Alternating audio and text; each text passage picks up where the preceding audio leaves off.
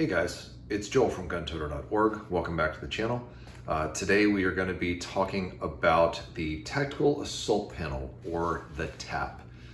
First off, we're going to talk a little bit about why I think the TAP is an excellent choice for someone who is just kind of getting into preparedness, like getting into that professional citizen or Minuteman mindset.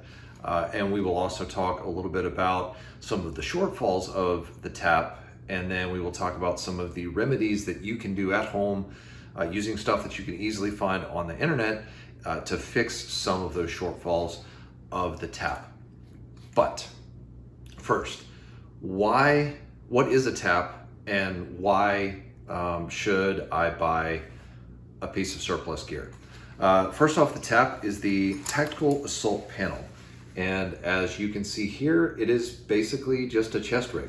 It is capable of fitting up to 6 magazines, as well as 2 like radios, for example. The magazines go in the center, radios go over here on the side. As you can also throw maps and such in the back. Now, depending on what sort of condition you find these in, some of them will have all of the various accessory straps that come with them. Some will only have the harness. Like for example, the batch that I sell on my website only has the harness because they are all surplus. But if you get one, there were some other surplus stores that had ones where they were brand new in the wrapping basically, and they had every single attachment that came with it. You can actually mount them as a placard as well. So why the TAP? Why buy a piece of surplus, right? If you've looked at TAPs at all, you've probably seen other videos where they're talking about all the shortfalls of the TAP and so on. Basically, it comes down to how fast can you get functional, and how, I guess, efficiently or cost effectively. We'll go with cost effectively. How cost effectively and how quickly can you get functional? When you look at a lot of the chest rigs, and I have done several videos on some of the placards that are convertible to chest rigs, like Spiritus, Haley, RDR, and also Wild Custom Gear. So there's at least 4 that I've done. If you look at those, all of them, great pieces of gear, love them. So this isn't a bash on any of them. They're solid gear. They were designed to fit a specific niche at the time, and they fit it really well. If you look at Spiritus, they're kind of evolving into a little bit different load carrying stuff now, but that placard, that adaptive placard that they kind of, I want to say they started it, but they like really kind of took off with it. They hit the nail on the head at that time. The problem with a lot of those placards is you are not going to get functional for under about $120, $130. And that's a lot of money for someone who is just getting into kind of the professional citizen world, the Minuteman world, and you don't really know what you want, other than I only make X amount of money a month. Here's all this stuff that people are telling me I need to buy. Like, what's the bare minimum for me to get to a place where I can be functional? And I think that TAP kind of fills that role. TAPs, generally speaking, like I said, it kind of varies depending on the actual condition of the TAP, but TAPs, generally speaking, are around 50 bucks. For 50 bucks, you get something that is functional. Is it perfect? No. Is it great? Probably still also no. But will it work? Yes, it will. And you can make it great over time with honestly minimal spending in a lot of ways, because it still goes with the MOLLE system. So it's very easy to find pouches and other surplus gear that you can use to build it out. And there's lots and lots of videos about, what pouches to mount on here, what people carry. Feel free to go check those out on other channels, because some of those guys do great work. Grunt Perspective does some really interesting work. He actually has some videos on the TAP and some mods that actually inspired some of my experiments that we're going to talk about. So that would be one that I would definitely go and check out. But for 50 bucks, if you look at some of the placards, for example, 50 bucks on Spiritus's website gets you just the placard with nothing in it. Like literally all you can do for 50 bucks on Spiritus's website is drop a magazine in a formless pouch. That's all you can do. And again, I'm not bashing Spiritus, I'm just talking dollars and cents here. Haley, for example, for 50 bucks, you can buy the harness. Not the placard, just the harness to wear the placard. Again, a tap, 50 bucks, you can carry 6 magazines, 2 radios, throw some pouches on the front, and it'll function. That is why I think the tap is such a good option. But with that said, it does have some shortfalls. Again, Grunt Perspective has some really good stuff on his channel. If you want to, jump off here and go check his stuff out, feel free. If you want to hang out here with me, we're going to talk about the shortfalls real quick, and then we'll talk about some of the remedies that I'm kind of messing around with, and to kind of give you an idea of stuff that you can do and maybe experiment with to kind of fine tune this, and probably still stay well under the $130, $140 range that you are going to see out of a lot of these other placards. So stay tuned. Okay, this is the tap as mounted on yours truly. Really the two things that we're going to look at that are kind of the two things that you're going to want to change most likely, more than likely, is going to be the retention of your magazines and other items and your harness. So we'll talk about the retention just because I'm already standing here. The retention on here is actually, it is this flap that goes up and over, and then you have to kind of get it around and behind. And then it has this second tab here. You have to grab that tab, which in theory is going to be behind your magazine, grab that tab, come up and out. And you're probably going, well, why don't you have a magazine in there? Ask YouTube and their policies.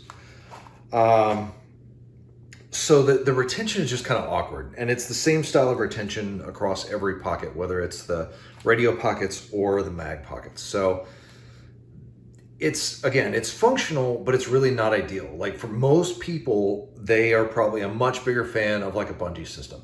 The good news is it's really easy to install a bungee system, and we will talk about that momentarily. The other thing you are probably going to want to change out is the harness. So as you can see here, there's 2 male buckles here, and then there's 2 male buckles on the side. And then there is this harness, which obviously this is a gray harness. It did not originally belong with this.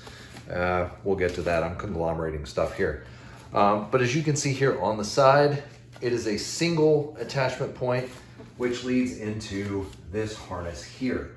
Now, if you look at a lot of placards, you've probably noticed that there's usually an H harness or an X harness. If you're looking at this back right now, you'll also notice this is neither of those. This is some weird kind of Y harness thing they've got going on. It's very, retro 1980s looking. I don't know why they did this. Honestly, I was obviously not privy to any of their design theories. I don't think they did it for any evil reason. They always say never ascribe to malice what can be ascribed to incompetence. So I give you the tap. But as you can see, it's just not as stable, right? Like if you've looked at a lot of placards, normally there's an upper and a lower mount. The upper goes to either the X harness or the H harness, and then the lower usually has its own strap. It's just significantly more stable than the single in the middle. I don't know whether they were trying to compromise and save on fabric or what, but it's just not as stable when you're moving as 4 points on here would be. So you're going to want to change out the harness most likely. Your problem with changing out the harness is that you can't just grab an aftermarket harness from Haley or Spiritus or whoever and throw it on here. Reason for that is most of those designers use female buckles on the sides. The military used male buckles on the sides. So you cannot just throw a second harness on here to replace it, you're going to have to, do a little work, change out the buckles. And that's another thing that we're going to talk about here in a moment when I walk you through the tap that I've been modifying. So we've talked about kind of why the tap is a good deal. We've talked about some of the issues with the tap. So now let's jump over and let's talk a little bit about what you can do to modify the tap with stuff that you can buy from retailers online and then change out quickly and easily. All right, so now we shall discuss the actual mods themselves. So we talked about, this is the original one that I was wearing, that I was modeling earlier in the video. That career is not working out great, by the way, but you can see we need to remove all these different flaps, right? Because they're just not what we need them to be. And then we need to remove these right here, because we are going to try to do a 4-point versus just, or a 2-point on each side versus just a single point. So I'm going to bait and switch you a little bit here and just toss this out of the way. I have been doing all of my mods on this ACU style, and a couple of reasons. One, I got a bunch of these in a shipment. I wasn't planning on using them for anything, but then I was like, hey, why would I mess up a nice Scorpion one when I can just mess up this ACU one? And if I completely mess it up, not a big deal, right? I do have these for sale. The link is down below. So if you want a significantly cheaper version to experiment with, you can. Shout out for the store. So first off, removing the flaps. If you watched my earlier video where I talked about doing a triple mag shingle, really similar, right? You just cut them off at the front and at the back. Now with that, you can use a hot knife or you can just use a razor blade, cut them and then burn them. The back ones, if you were super motivated, you could actually unstitch them. In fact, I did unstitch them here in the radio pockets. The reason I went through the trouble of unstitching them here in the radio pockets was because without removing it, I was not going to be able to put this grommet in there. Now, all the other ones, the other 6 here, you can actually leave them in there and still be able to get the grommet in. I also left them in there because one of the things I want to experiment with a little bit later is putting Kydex inserts in. So I actually wanted to have like that tiny bit of a lip there that the Kydex insert could kind of grip on once I pushed it down in there. So that's my rationale behind actually leaving that rear piece on versus removing.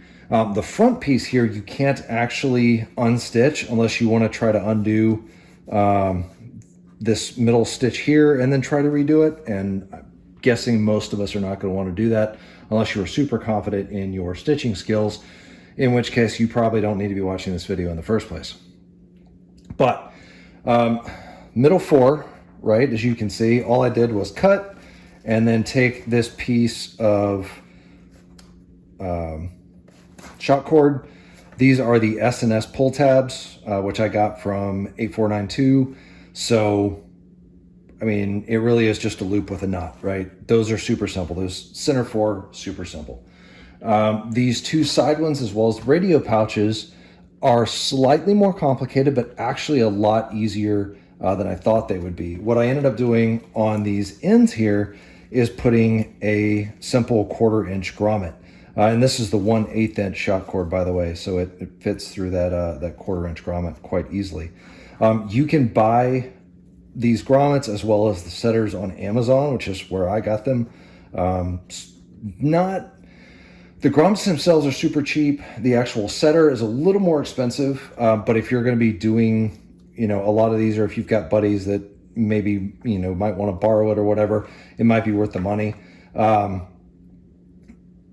So for me, I plan on doing either enough of these or enough different projects where I'm going to be setting grommets that it was worth it to me to spend the money. So the grommet to me just kind of allows multiple options. You could use shock cord. You could use kind of the knotted 550 cord. You could use the gutted 550 cord. Just lots of different options depending on how you want to do this. And you kind of have those same options here as well, but it's just a little bit cleaner because you don't have you know, the knot kind of sticking out. You could move the knot up front here. In fact, it's probably not a bad idea because then it's just gonna be hidden behind whatever pouches are on here. I put it back there because right now I'm running it slick and it's a little bit cleaner, but we'll see if it interferes at all with mags going in and out once I actually get a chance to run this on the range and have some fun with it. So those are removing the original retention and replacing with the bungee. As far as our attachment points for the harness, like this is a Haley H harness.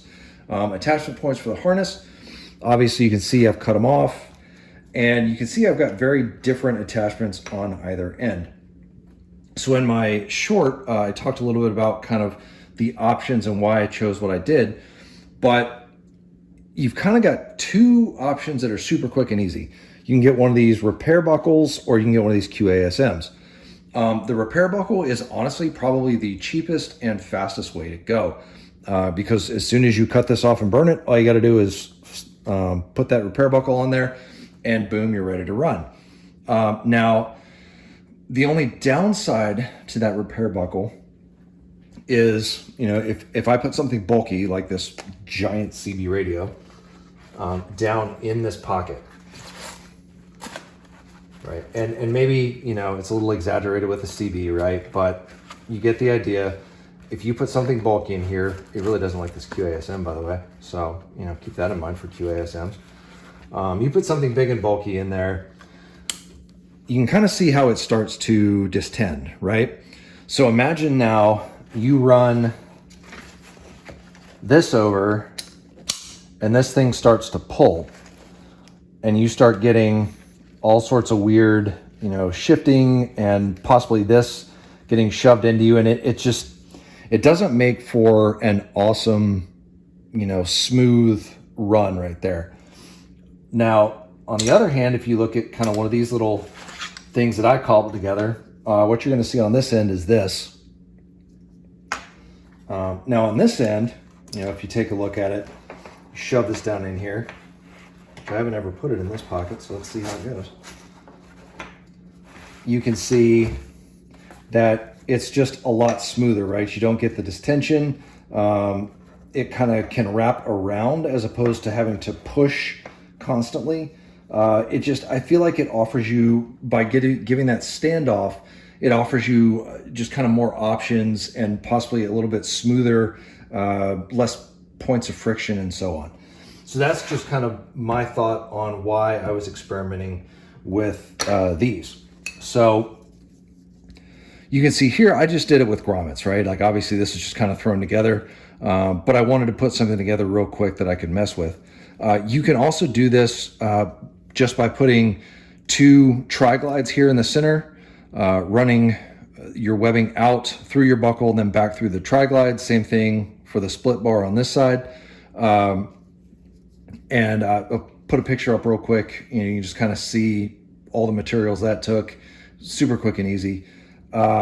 So you don't necessarily have to do the grommet. You don't necessarily have to stitch it. You can just do it with tri-glides and it'll function. You know, if you just want to experiment with, say, you know, your repair buckle versus the tri-glide. So obviously in the QASM, you know, you saw kind of how it bulked up really bad earlier. The other kind of bad side to it is when you're talking about space available on your on the front of your tap, you're talking about these PALS columns here, that QASM is going to take up a solid 2 columns, right? So when you're looking at this, if you put one here and one here, you've basically lost an entire pouch's worth of PALs on that end, and the same thing on this end. So you've essentially, by using the QASM, in addition to obviously the bulk issues and probably the same issues you'd have with this, you're also giving up basically 2 whole pouches worth of space on your front here. So that's a thought with the QASM versus the repair buckle versus, you know, cobbling together something like this. So obviously it's your option. Cost-wise and time-wise, again, the split bar repair buckle is the easiest, versus one of these, split loops and trying to, cobble this thing together. This did take more time, but I think in the end, something like this is going to end up giving a better result. And hopefully at some point, if I ever get my sewing machine running, I'm going to try to actually make these stitched. You can also see something I was experimenting with here, which is basically a retention, like a buckle retention. So obviously you can run in this pouch, you can run this same shot cord retention if you want. But I was going to try to do something like a little bit more adjustable. So, I did this on either end, super simple, just webbing, buckle, and then I threw the grommets in there to allow for attachment points, as well as keep it from sliding back through the buckle. And then in here, on the inside of these, it's kind of odd. The front flap on these two pouches actually starts down here instead of being stitched up here. It starts down here, comes all the way up. So you actually can't cut that completely out. About the farthest I've been able to get, it's right about there. So there is like a little bit of webbing still kind of stuck down the bottom. But once you remove that, you still have this interior guide that was here previously.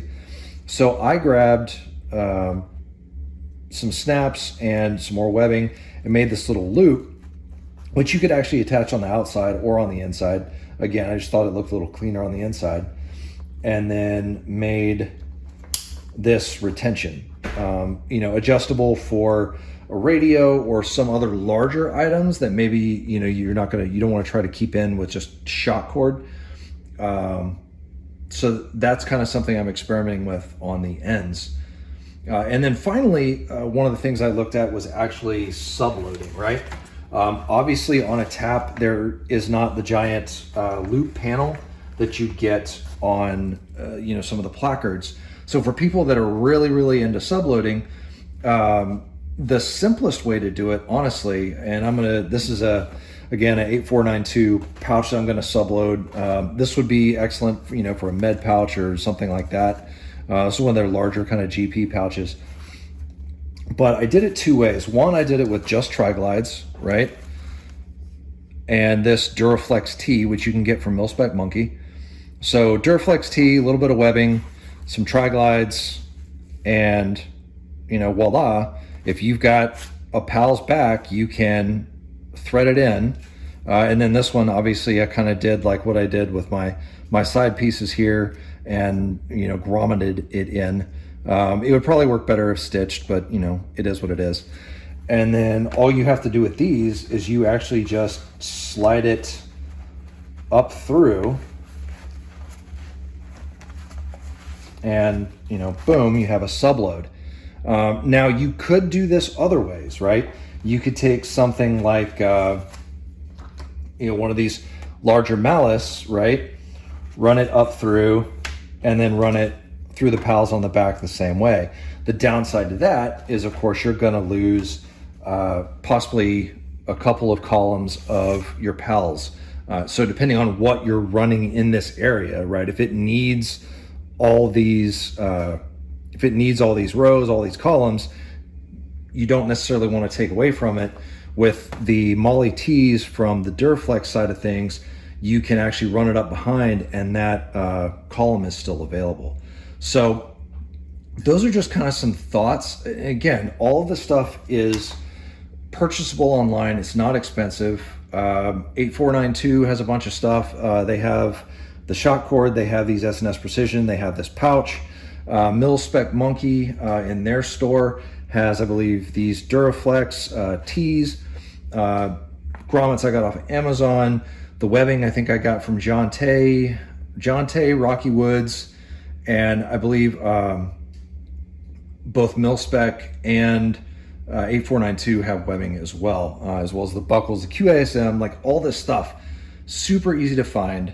You may have to kind of shop around a little bit to get the best prices. 8492 is pretty good on prices, got to be honest.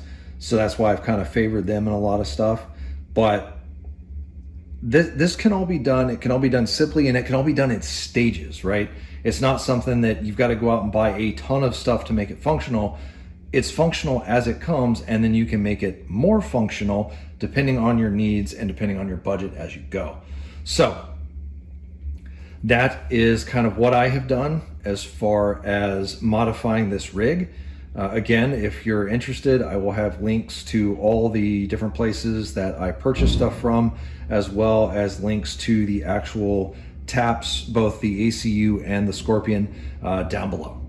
Okay, so we talked about why is the tap a good deal, what are some of the issues with the tap, and then we talked about how to possibly correct some of those issues using stuff that you can easily purchase online and then do the work at home. So hopefully this was really useful for you, or at least, kind of got you thinking about some stuff that maybe you want to experiment with. Maybe, I might have completely turned you off to the tap and you're like, that is a lot of work and I don't want to do it. I'll just spend the money. Either way, fine.